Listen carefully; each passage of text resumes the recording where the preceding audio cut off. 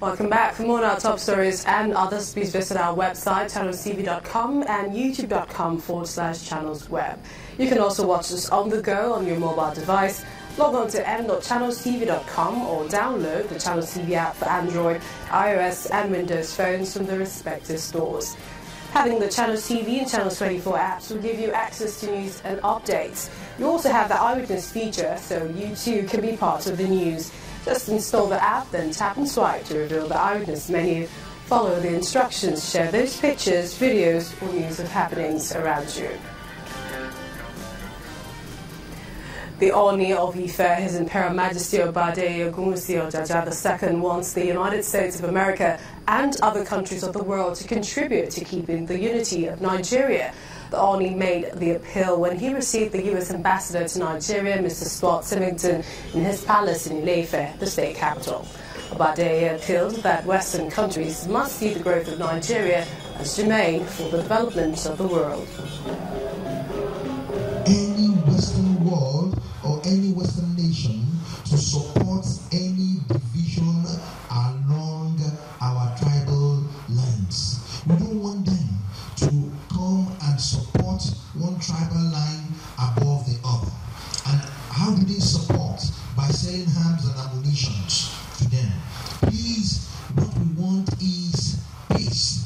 And I've watched with great interest, Your Imperial Majesty, the role that you have played in helping this nation and every person in it think of the whole nation, not of one part or one party or one group or one problem, but of all of Nigeria.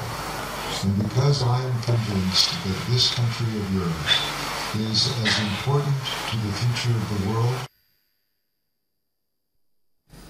An elder statesman and former Federal Commissioner for Works and Housing, Mr. Femi Okunu, has advised the federal government to hand over abandoned assets in Lagos to the state government for effective and proper usage.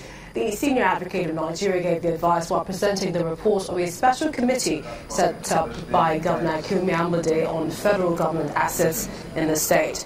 Part of its contents recommend Banana Island, Osborne Foreshore, Festac Town, Satellite Town, Trade Fair, among others, belong to the Lagos State Government, and that the title of the lands were invested in the Governor of the state and therefore should be returned to the care of the Lagos State Government.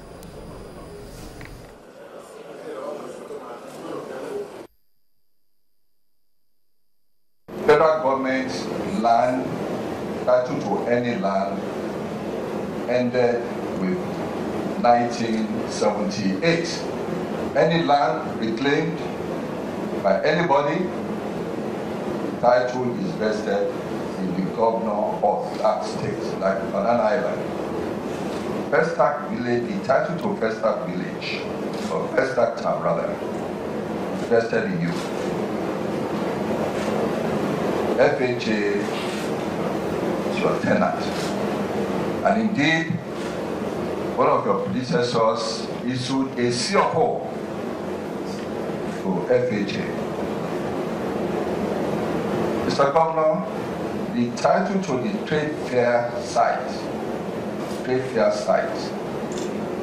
vested in you, although federal government has been on that land for a very, very long time. Federal Secretariat gives me some sadness, because the site was Junior Golf Course by Goiklo. I spoke to one of your predecessors in office, indeed the first governor of Lagos State. It becomes very imperative that we must pursue this particular project to its laudable conclusion. It is our hope that this initiative will put an end to the long-standing dispute between the federal and Lagos state governments over the federal government disused lands and buildings and disputed quarters in various parts of the state, which is no longer in use for the purposes for which we originally actually gave it to the federal government for use. We are also hopeful that this report will get favorable response on the federal government, especially given the fact that the Honorable Minister of Works, Power and Housing was a passionate advocate of these issues during his tenure as the governor of the state.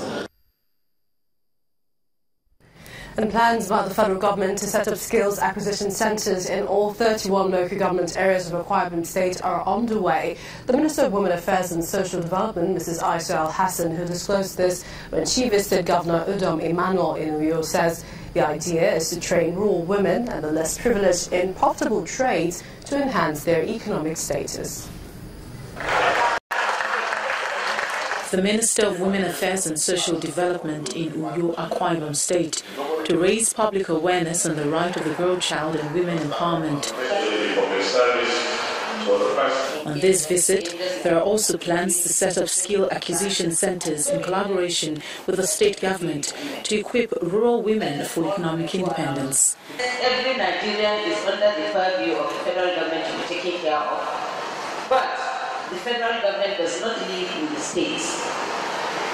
98% of people that the federal government is supposed to take care of live in the states.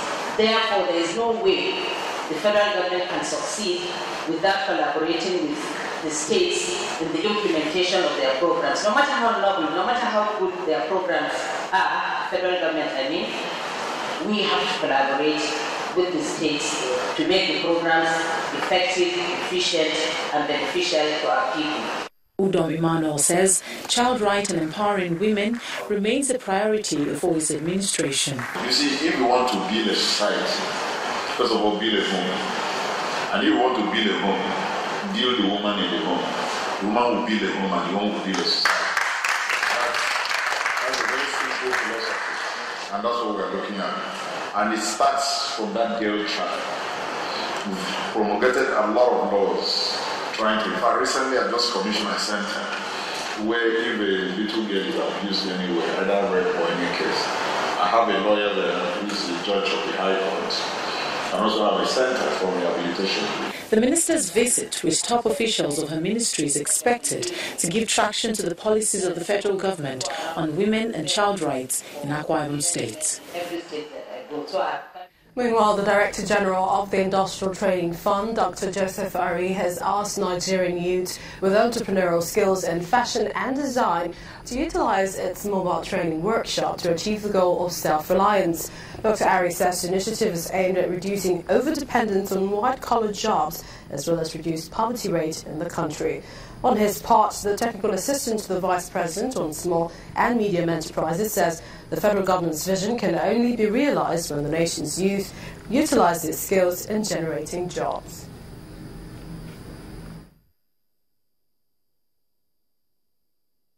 This training is a 3-in-1, where trainees will be exposed to the art of garment making, sewing, as well as management consulting, image consulting. So by the time you graduate from here after this 3-week period, it is expected that you would have been equipped with the requisite skills in respect of these 3 trade areas. The essence is so that we can key into the federal government's diversification and industrialization policy. And that agenda is to empower our citizens, reduce unemployment, and create jobs. Today, government jobs are very scarce to come by.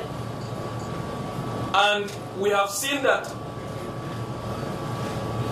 people can be trained to be entrepreneurial so that they can develop themselves, they can set up themselves, they can have their own jobs, they would be employed, self-employed, and at the end of the day turn themselves into employers of labor.